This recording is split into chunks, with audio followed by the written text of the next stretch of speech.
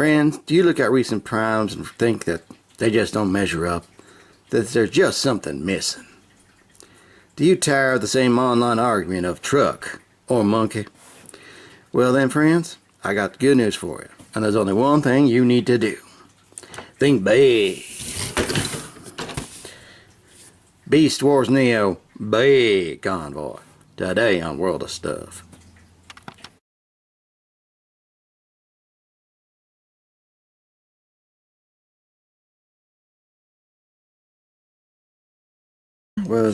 I was mentioned earlier, part of the Beast Wars Neo line. You might have also seen a couple of the repaints in the Universe line on the American shores as the Nemesis Prime. You might have also, if you either subscribed to the Transformers Collectors Club or just paid out of pocket, seen this as Ultra Mammoth.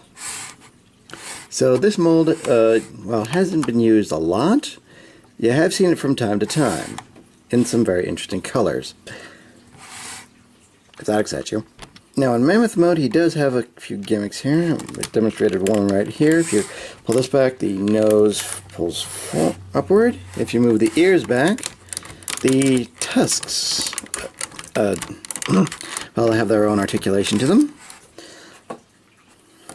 Why you'd want to do that, it's either for intimidation or because you're about to do something horrible to your opponent. Oh yeah. One thing I will mention is that with the lower half of the animal part anyway, it does look to be a metallic plastic, but it's not, doesn't at the very least look like to be the same gold plastic that has been the infamy of, well, any Transformers fan who knows, who's familiar with its misfortune. So that's a good sign there. I do have the Korean version, so it's possible that there might be different polymers at play here. But still, haven't heard of anybody having tremendous issues with this toy, which is always a good thing, or any of its repaints. There's for some quick size comparisons. Here is the Generations G2 Prime, and here is the Takara's Legends Commander Beast Convoy, or Optimus Primal. And as you can see, there is some rather significant differences in the size there. Granted, since this is the the Commander Legend version of Primal, he'd probably be closer to this size than what he is right now, but it's what I've got to work with. And this is a little bit smaller than the Cybertron Primal, essentially the 10th anniversary Optimus Prime.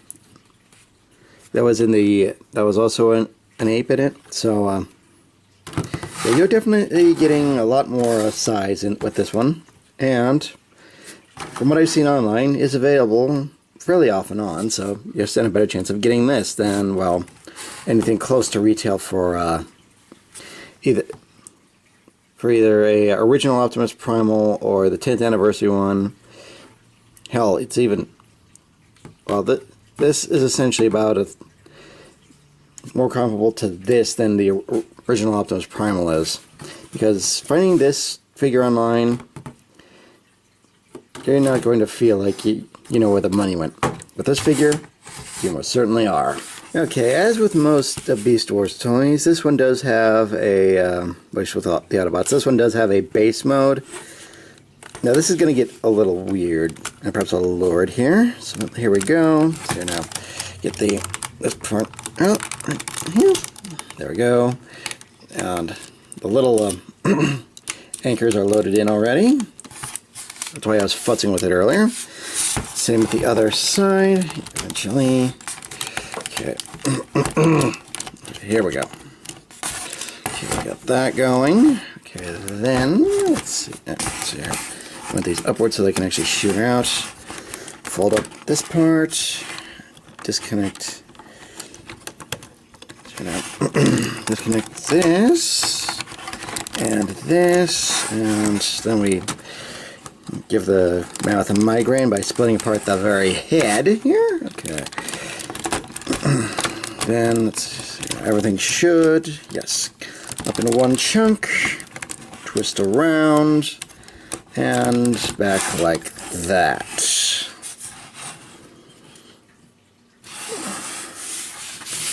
Okay, Okay, then we reconnect that part and marvel at the insanity. Granted, this isn't any more plausible than any of the other Autobot base or weapons modes, and at least this one is relatively cohesive, if unbelievably strange. Alrighty, I think it's time we moved on to transformation and, well, get to something a little bit more mobile, don't you think? Okay, so much in the same way of its artillery mode, we flip up this butt flap here, separate this sections of the head of the mammoth here, but additionally, we're also going to unpeg the front legs, like so. Yes, this is getting incredibly strange already, isn't it? Okay, then we will, again, let's see if we can do this piece again. Come on. Okay, there we go. Now we're getting that. Okay, take that part and move it upwards. Okay, then we'll take the mammoth head and splay that out like that. Yeah, that's not looking any better, is it? Okay, let's move on here. Bring these down. There we go. See, there is a robot mode in there. Okay. Now, as for the back legs, we kind of have to. Let's actually. Fortunately, these are in little ball joints, so they just peg in and out rather easily. Can't be an issue for you if you're not careful. Okay, move this part back as well. Then we will move this, making certain to avoid the anchor weapon. We'll move these front legs up here. Eventually, okay, then we'll twist that part up. Then everything should peg together. Fold these feet out. Let's see. Yes, perfect. And again, out, around, fold out, and fold in, and peg. Like that. Come on. Sometimes getting everything together can be a little kibbly here, but it's a Beast Wars toy. What do you really expect? Okay. Then we have that. Okay. Yeah. Then we twist this back, his waist around like that. Yeah. If you just want to, you can just pull these parts off and not have to worry about it that much. If you really want to. I'm just trying to do this way because, well, just trying to make sure I get this all shot in one piece here. Move everything upwards a touch, and we'll get to the upper body. There we go. Okay. Again, we keep that part folding out. Then we unpeg the hands here. Move the shoulders upward like that. Twist. Repeat with the other arm. There we go. Then slide this all downward. Yes. Okay. Let's see here now. Then the way I tend to do it is with this backpack here, and it is a backpack. Make no mistake about that. Okay, make sure everything's moving this way. Then you just kind of. Yes, he can limbo. Okay, there we go. And let's see now, like that, like that. Let's see here. There we go. Now everything's facing forward. And finally, we just fold out the head horns here. There we go. All right. And there we have Big Convoy in a rather tilty and exceptionally back-heavy robot mode, which you can just take this whole thing off right there. And there we go. Much better. Okay, and in robot mode, we do see quite a bit more features, including missile spam, the anchor missiles now on the backs, on his lower legs, as well as what I would presume to be hip cannons.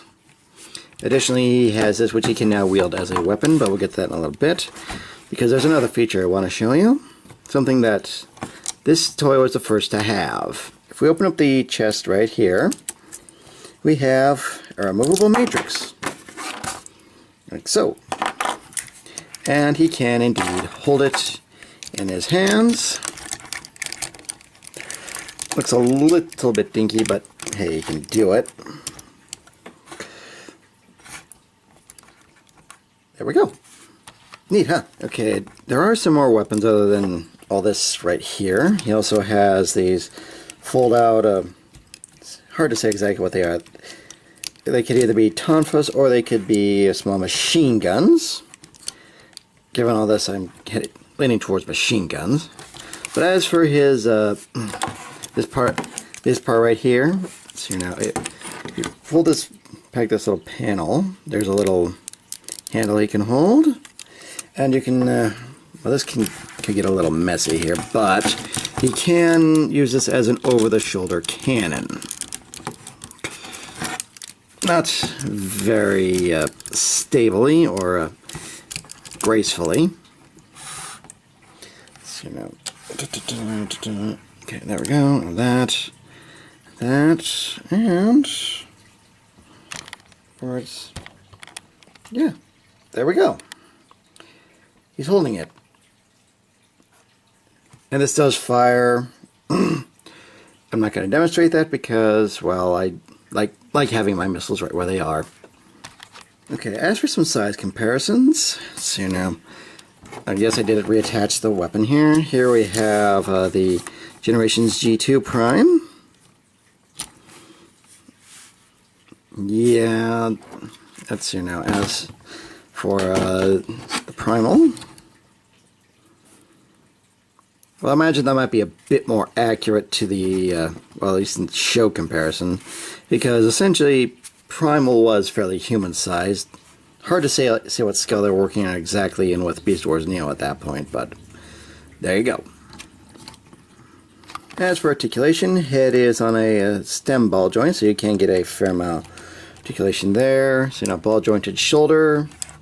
One thing I will mention is that with this arm is made of clear plastic, and I have heard issues where this has been cracking, but not necessarily gold plastic. Go figure. It's here now. Anyway, it's here now. Ball joint and a swivel joint for the elbow. Waist swivel as well, primarily due to transformation. There we go. It's here now. Universal joint for, actually it's kind of an interesting thing. We got a ratcheted joint for the hips as well as a, oh no wait, it is a universal joint. Sorry. So we got a thigh swivel as well. Double joint for the knee there. And ball joints for both ends of the feet. So you can get some poses out of him. Probably a lot more when you don't have this bloody thing attached, but you can get poses out of him. Now, as I said earlier, this is the Korean version. The Japanese version is effectively the same, so it's not going to be that big a concern. In fact, online you're more likely to find a Korean box new than your Japanese version anyway. And actually there's a bit of a reputation that the Korean version might actually be a touch better because there are better joint tolerances on it, especially when you don't have this thing attached. So that's a start right there. And essentially, as I mentioned earlier, this will set you back a fair amount here. At least you feel like you're getting more for your money than Primal here, at least this particular version. So it's definitely worth your time, and depending on what form you have them in, your shelf space. I am That Such Wolf. This has been Takara, Beast Wars Neo, Big Convoy, and I bid you good night.